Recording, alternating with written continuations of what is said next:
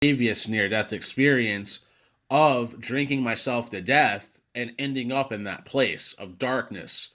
And it even says in the Bible that God is light, and in him there is no darkness at all. Then there's others passages like in Psalms. I forget if it's Psalms 32 or something. I forget, but I know it's in the book of Psalms, and it's a popular phrase or quote of, "Though I walk through the valley of the shadow of death, I will fear no evil, for thou art with me." The shadow of death is the realm of outer darkness, and that's where he went. And it's even saying for, Jesus Christ and another like text and phrase that, well, I did this, work for you in your name, Jesus, and I did that. And Jesus would then say, "Depart from me, you workers of iniquity, that I never knew you." And they'll be cast into outer darkness, where they'll be weeping, which means crying, and gnashing, which means grinding of teeth.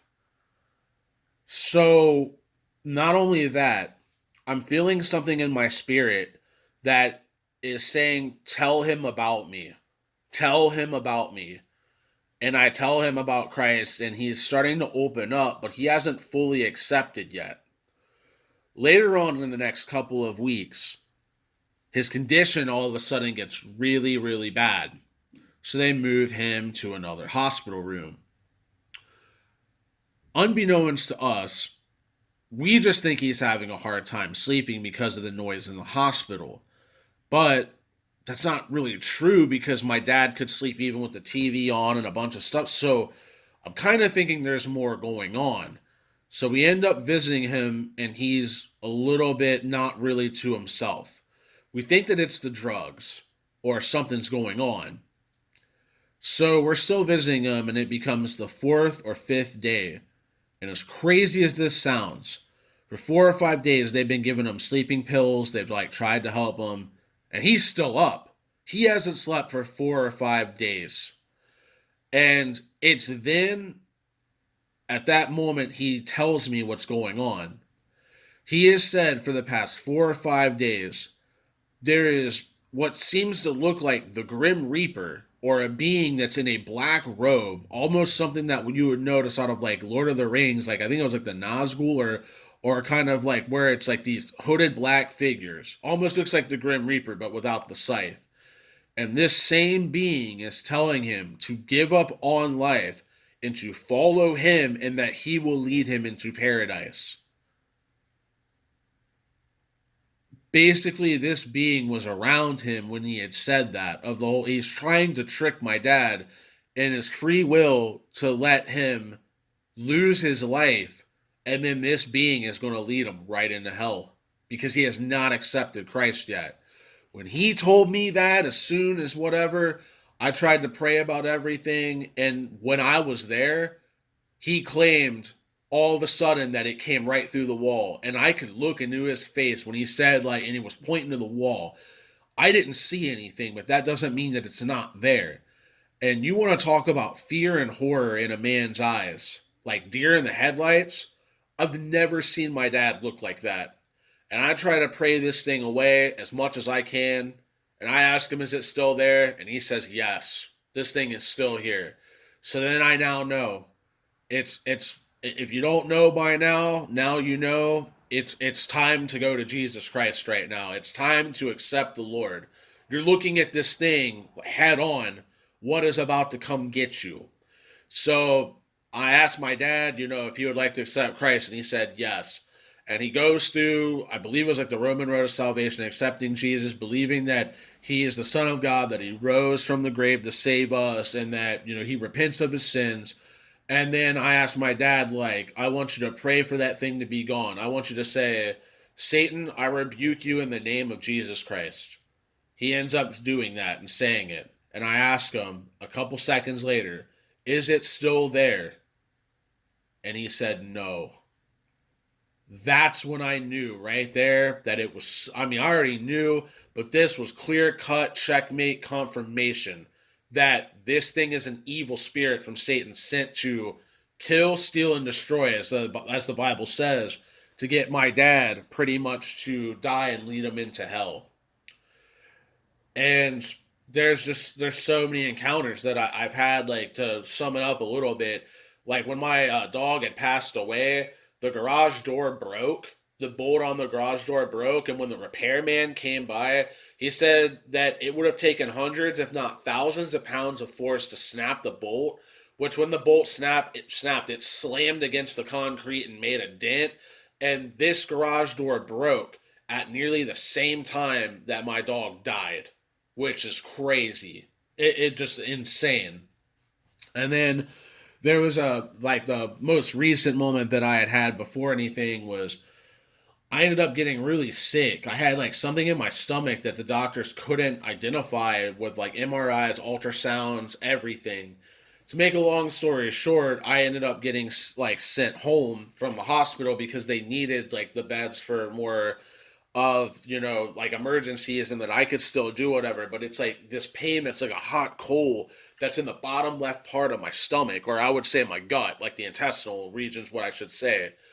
And I end up feeling this pain more and more. And that night, I end up praying to God, saying, like, if it's your will and you want to kill me, like, go ahead, but I want to live, and I'm putting my life in your hands with this. Like, please help me, Jesus, of all that.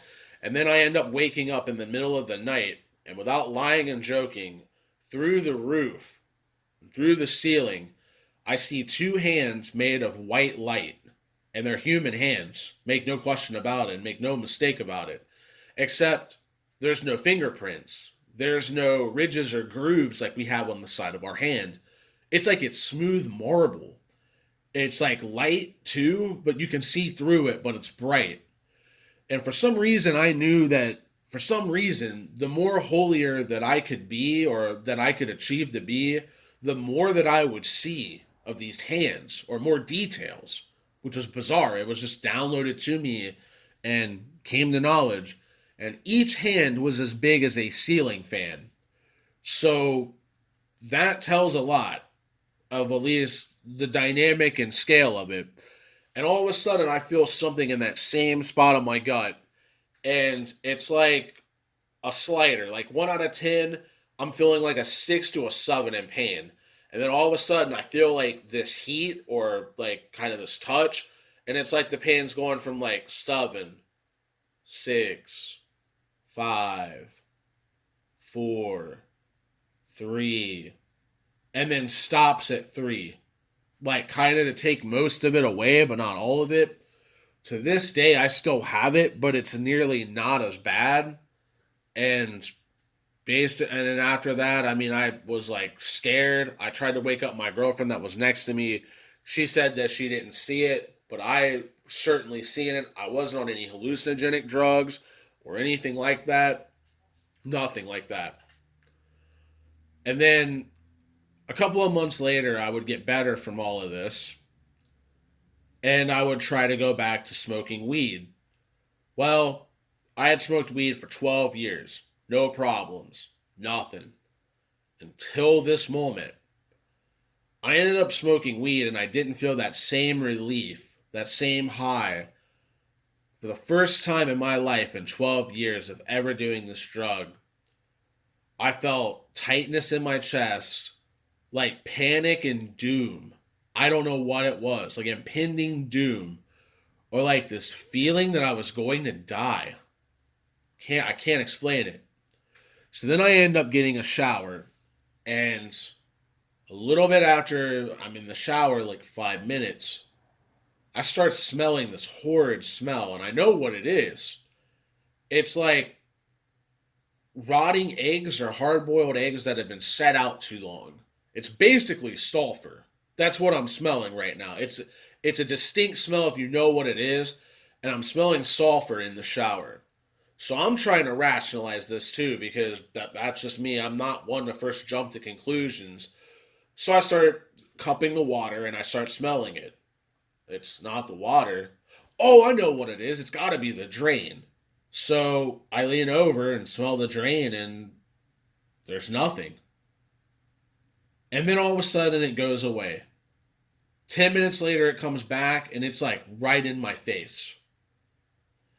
My personal opinion on what I think that it could have been was because of going back to weed, it opened up a portal or a door for a demonic spirit to try to come back.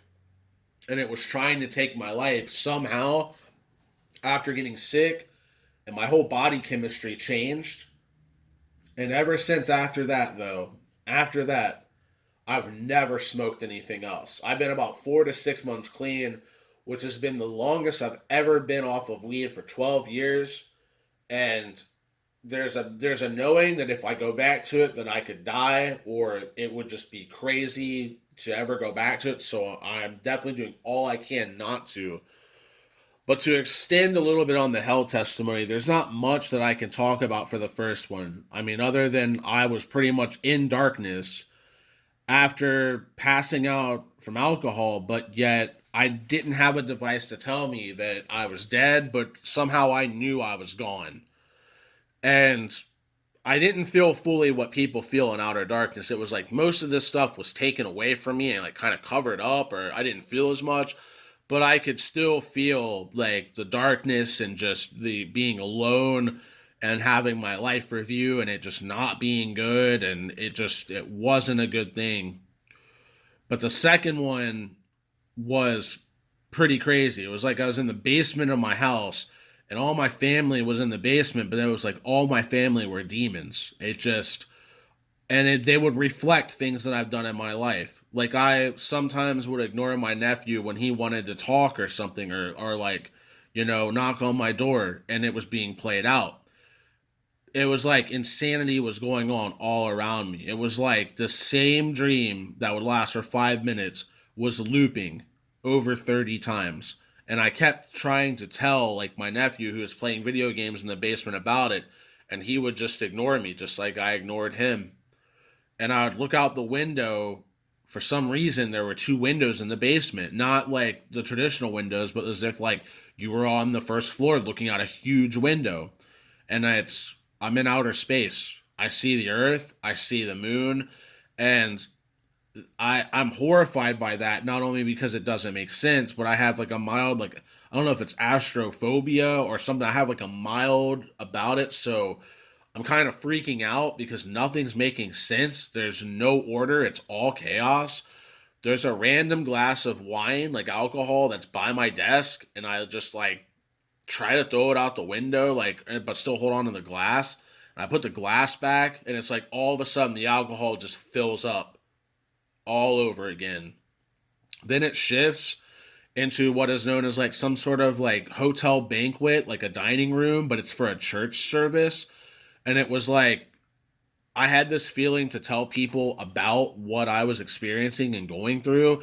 And it was like every person I tried to tell, it was like what Jesus said. Like, I believe it was like, for those who have ears, let them hear. Well, these people weren't hearing me. It was like they were kind of listening, but it was in one ear and out the other. They were just like, yeah, yeah, yeah, I hear it. Like, it was just, they weren't taking it seriously.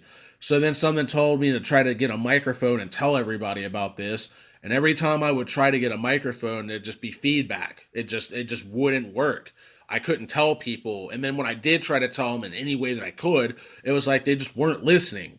Then after that, I'd be like teleported. And like I said in the beginning, it seemed more like a dream to a lucid dream. But then when I was in this place, which was hell, it was like reality, as real as I'm talking to this phone right now, through it all, through the speaker or through the microphone, and you listening to me. And it was like I thought that I died. I honestly thought that I died, and that I was stuck there for all eternity. I mean, I was pinching myself, I was screaming and yelling, and there was nothing. And it was this like backwards Z staircase or something that it was going down on every like 14 steps. It'd be like go down 14 steps, then it would go to the right 14 steps. Then you'd go down it, then it'd be like 14 steps to the left. But it was like it was stairs, but I was in like this open cave, like this open chasm. It was like the roof of this cave was like 100 feet tall, and there was stalagmites, or if I got that term right, but instead of it being from the top, hanging from the bottom, like from the top of the cave and it would hang down, it was like it was from the bottom hanging up or going up like a mountain. And I knew that I was in hell. Like I don't know how to explain it. It was like this rocky place, lava that was in certain spots, and just looking around, like, it was bad. But then when I looked all the way down to where like the stairs would go, because it wasn't enclosed stairs, it was all open, so I could see everything. And it was like right to the bottom of the stairs, I could see fire, and the shadow of the fire was against this rocky wall, and I knew that I had to go down there. Like, there's no escape. Like, it was like a magnet was pulling me down there. And if I didn't want to go, the slowest thing I could tell you by not going is like you're at a snail's pace going down. But you're eventually going to hit there. You can't stop. You're eventually going to go there. And I believe that it would have drew me there and into the fire. But when I got to the last staircase and I dropped on my knees and I was praying to God or to Jesus, that pulling feeling stopped. And I was trying to pray and trying to pray to Jesus like directly, like 5 minutes, nothing. 10 minutes, nothing. Maybe what seemed to be around 15 minutes was when I woke up. And when I woke up, I remembered everything. And as a matter of fact, I even wrote everything down. It was that vivid and that crazy. And that's when I woke up and I was like, oh my God, I'm back. Like, oh my God, I'm not dead. Holy crap, I'm back. Oh my God, I can't. And I knew what I had seen. And I woke my girlfriend up, and even she was like, that is unlike any dream that you've ever had before. And I've had some wild ones and some pretty crazy ones, but nothing like that. Absolutely nothing like that. But maybe it's more so I talked more about my life experience than the near death experience, but maybe if I do another video, I can just focus on that. But there's not too much to talk about more than that. But I've had a lot of comments and people message me saying like, can you go more into it? And maybe I can talk about maybe more so less the hopelessness of hell or what it more feels like. I would talk about it now. I guess I have like 3 minutes until like the max storage is done, but I can tell you this of the hopelessness that I felt in that place of being in hell. If all of your pets, all of your friends, all of your family members died, the roof of your house caved in, you lost your job, and you got stage 4 cancer all in one day, it would pale in comparison. It would be 1 out of 1 trillion, 1 trillion of what it's like to be there. It's insane. It is a supernatural hopelessness without God that you can't even begin to describe, imagine, or let alone understand. It's bad. And the only way out from my research of near death experiences, and especially experiencing it, is just one name: Jesus Christ. That's the only being that's going to be able to truly help you. Everything else, for the majority, unless it's the angels of God like the Archangel Michael, Gabriel, or anything like that, they are demon spirits in disguise, trying to fool you, trying to lie to you, and trying to get you to use your own free will against you to choose them to where they can lead you into hell. It is a game being played. They are playing what is known as good cop, bad cop. That's what this is all in for the New Age movement. They're trying to preach love and light, all this stuff, and it's a feel-good message, but ultimately it goes back to what was said. You're trying to become your own God, your own Christ figure, and when you become that, here's the thing they don't tell you. You want to become your own God, and you want to be your own God figure, then you're going to have to take the punishment of what God has set aside for Jesus Christ. Instead of Jesus taking it, you're going to have to take it for all eternity. And it's not a joke. You can research and read up on other people's near-death experience hell testimonies, and it's crazy. But I only have about 30 seconds left. I love each and every one of you who has stuck with me for this video. I'll try to make some more in the future, but until then, I thank you so much, and Jesus bless you, and Godspeed to everybody.